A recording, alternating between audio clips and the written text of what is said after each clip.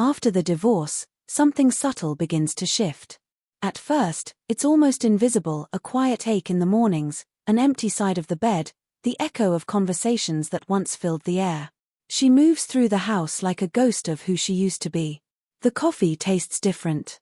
The silence feels louder. And in that silence, something extraordinary begins to stir. The silent transformation that happens in a woman after divorce is one of the most profound yet least understood evolutions of the human heart. It begins in the quiet moments, often unseen by the world. The world notices the separation, the paperwork, the social media changes, but it rarely sees the inner unraveling that follows. After the final words are spoken, after the home is divided, and after the friends take sides or step away, there comes a silence that stretches long and deep. It is within that silence that the real transformation begins. She wakes up each morning to a new kind of solitude, a solitude that initially feels like emptiness. The patterns that once shaped her days no longer exist, and without realizing it, she starts to face the one person she had forgotten to know intimately, herself. At first, this encounter is uncomfortable. The mirror reflects not just her face but the years she spent trying to fit into a role, the compromises she made, and the parts of herself she silenced in order to keep peace or maintain love. In the stillness, all that suppressed emotion rises to the surface. She feels grief, anger, guilt, confusion all tangled together. But as time passes, those emotions begin to lose their sharpness. The pain that once felt unbearable softens, and in its place, a strange sense of clarity emerges.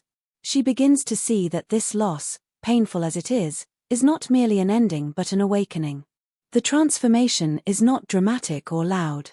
It's a slow unfolding, like a flower learning to bloom again after being pressed between pages for too long. She starts doing small things differently, making choices that are no longer filtered through someone else's expectations. She might take a walk alone, buy something she once thought she couldn't, start a new hobby, or simply sit in silence without fear of it.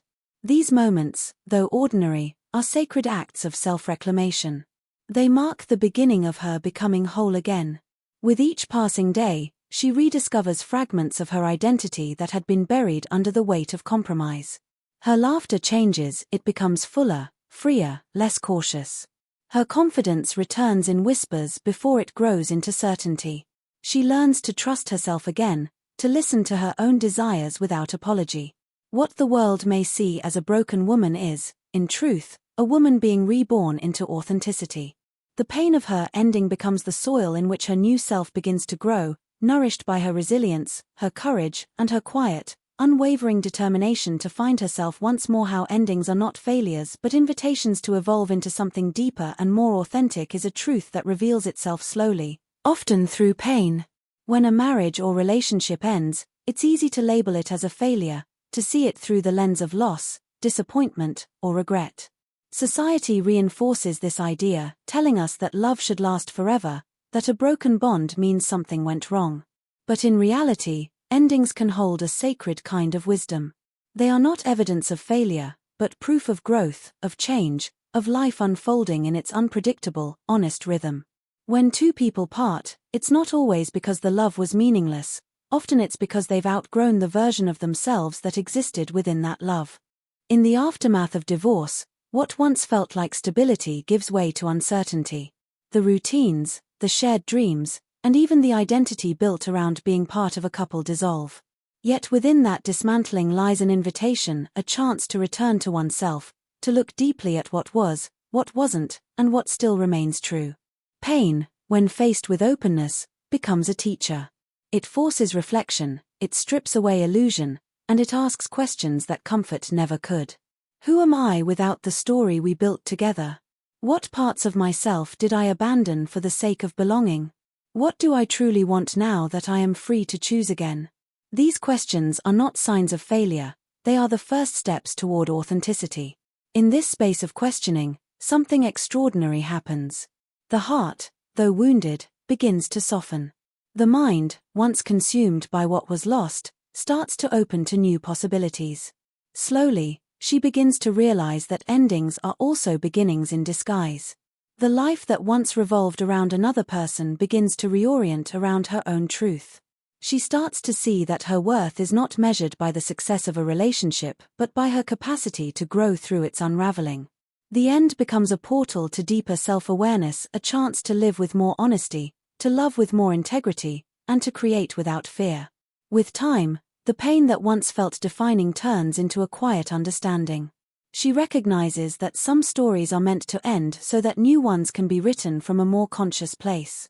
The ending, instead of breaking her, becomes the moment she begins to expand beyond what she once thought possible, stepping into a version of herself that is freer, wiser, and profoundly alive. The emotional metamorphosis of reclaiming identity beyond the role of a wife or partner is one of the most powerful and intimate transformations a woman can experience after divorce. For years, her sense of self may have been intertwined with the identity of being someone's wife, someone's other half, or the one who keeps everything together. These labels, while comforting at times, often blur the line between who she is and who she was expected to be. When the marriage ends, that identity collapses, leaving her standing in a space that feels both terrifying and liberating. The question that quietly echoes in her mind is no longer who am I to him, but who am I to myself? At first, this question brings discomfort. The absence of routine, validation, and shared purpose can feel like a void. She may struggle to recognize herself outside the familiar roles she once played. But slowly, that emptiness becomes a canvas. It invites her to rediscover the parts of herself that were silenced, neglected, or lost in the rhythm of compromise. The woman who once measured her worth through partnership begins to reclaim it through presence. She starts exploring her passions, her independence, and her own voice, sometimes for the first time in years. This journey is not linear. There are days when the pull of the past feels strong, when memories whisper that love's validation was the measure of her value. Yet even in those moments, something inside her resists returning to that old narrative.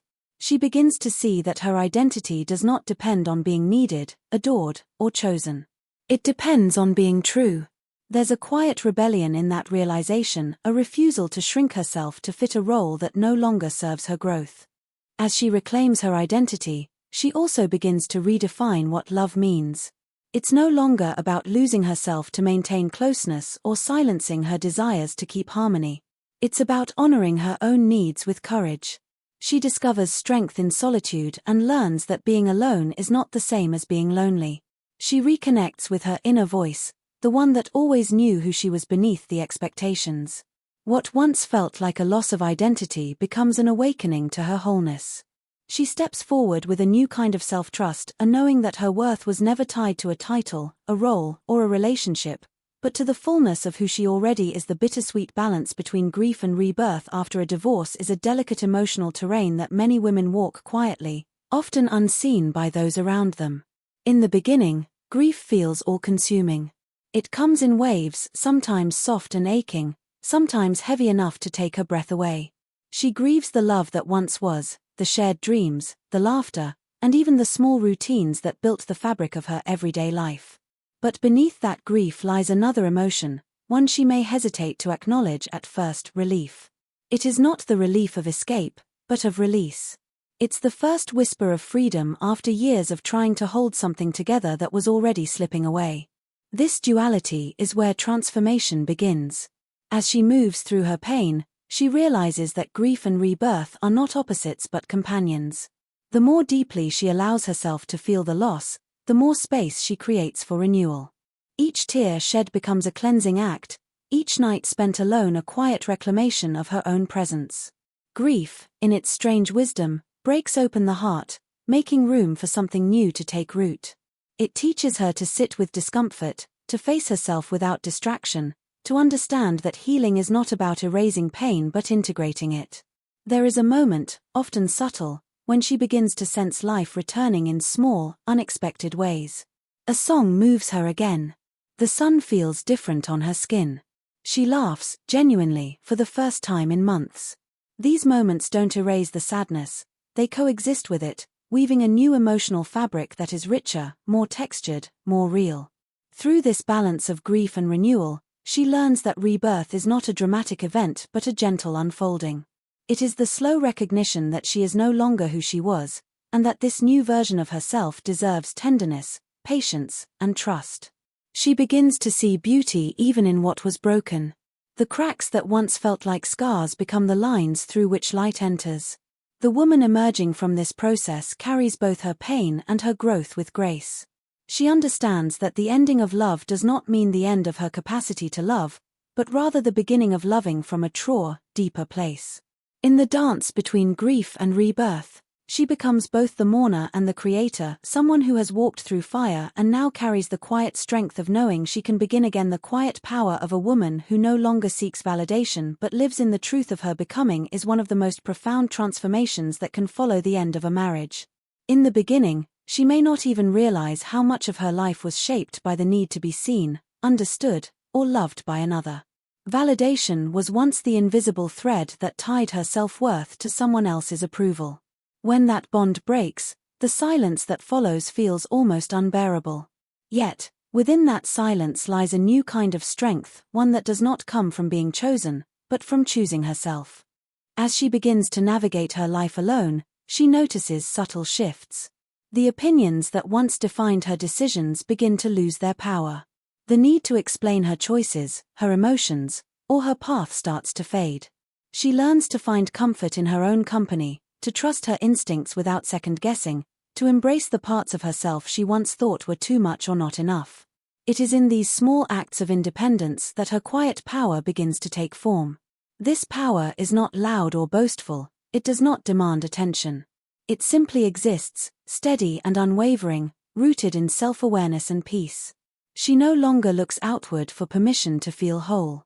Instead, she looks inward and realizes that her worth was never something to be earned, it was always inherent.